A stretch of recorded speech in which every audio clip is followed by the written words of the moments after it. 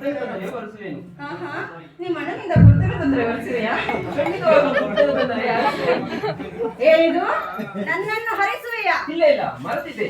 ಖಂಡಿತವಾಗಲೂ ಗುರ್ತನ ತಂದ ತಕ್ಷಣವೇ ಒರೆಸುವೆನು.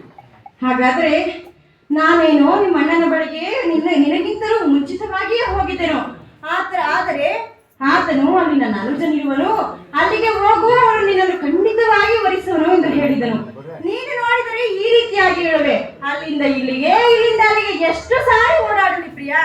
ಆತನಿಗಿಂತಲೂ ನೀನೇ ಸುಂದರವಾಗಿರುವೆ, ಸ್ವಲ್ಪವಾದರೂ ಉದ್ದವಾಗಿರುವೆ, ಸ್ವಲ್ಪವಾದರೂ ದುಂಡು ದುಂಡಾಗಿರುವೆ. ನನ್ನನ್ನು ವರಿಸಬಾರದೆ? ನಮ್ಮ ಅಣ್ಣನಿಂದ ಗುರ್ತನ ತಂದೆ